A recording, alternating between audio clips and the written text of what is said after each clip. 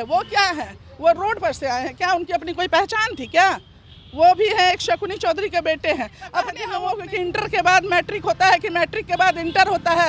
उनका बेटा ये मुरेठा तब खोलूंगा जब मैं उनका, और अभी नीतीश कुमार को ये करूंगा वो करूंगा, क्या क्या अनसंट पागल की तरह बोलते रहते हैं। खुद का ईमान कुछ नहीं है तो वो क्या कहेंगे? वो तो सिर्फ लालच में और सौदेबाजी में वो खुद डूबे हुए हैं। तो वो दिन रात सौदेबाजी कर रहे दिन।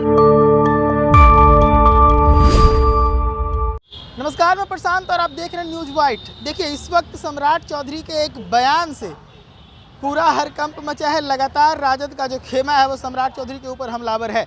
इसके पीछे अगर देखा जाए तो लालू प्रसाद के ऊपर जो व्यक्तिगत अटैक किया सम्राट चौधरी ने, जिस प्रकार से कहा कि लालू प्रसाद यादव टिकट बेचने में एक्सपर्ट हैं, टिकट बेचने के लिए अपनी बेटी तक को नहीं छोड़ा, किडनी लिया उसके बाद टिकट दिया।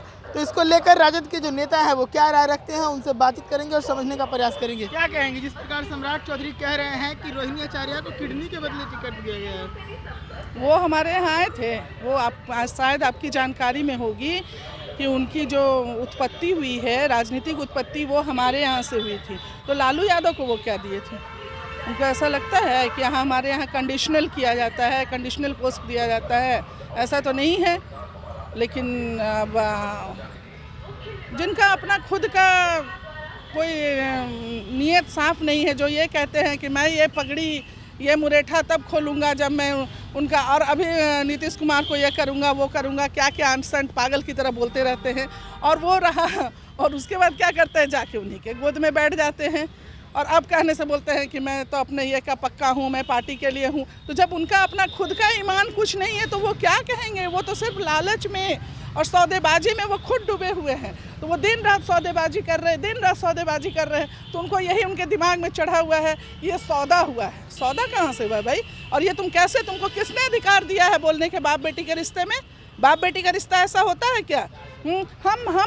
हम बेटियाँ ऐसी हैं, हम नारियां ऐसी हैं कि हम तो जन्म भी जब देते हैं तो हम ये परवाह नहीं करते हैं क्योंकि हमारी ज़िंदगी रहेगी या जाएगी, लेकिन हम तुम जैसे लोगों को इस दुनिया में लाते हैं तब तो हम परवाह नहीं करते हैं।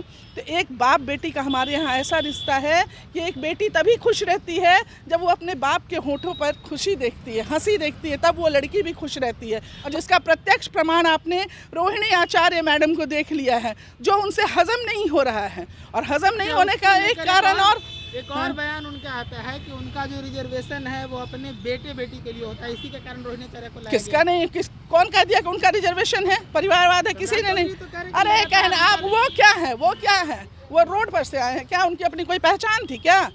वो भी है एक शकुनी चौधरी के बेटे हैं। अपने यहाँ वो अपने इतिहास, जहाँ अभी बैठे हुए जिनके गोद में, उनके यहाँ का वो इतिहास उठा के देखें तो कि कौन अपने बलबूते पे आया है, जिसे ये नहीं पता है जिन लोगों को कि इंटर के बाद मैट्रिक होता है कि मैट्रिक के बाद इंटर होता है। उनका बेटा कहाँ से कहाँ है, और जो आपको पता है ना कौन अपने बेटे को कहाँ लाया, ये कहाँ से वो बोल रहे हैं परिवारवाद? देखिए, रिजर्वेशन कौन रखता है? अरे सबसे बड़ी बात क्या है, मैं आपको बता रही हूँ, उनको डर हो गया है कि इतने कम उम्र में अगर रोहिणी आचार्य इतना बड़ा त्याग, इतना बड़ा बलिदान, इतना बड़ा बलिदान अगर रोहिणी अगर इतने कम उम्र में कर सकती है, एक पिता को जिंदगी दे सकती है अपनी ज़िंदगी की परवाह किए बिना, तो अगर वो राजनीति में आएगी तो हम लोगों की तो लुटिया डुबो देगी उसको।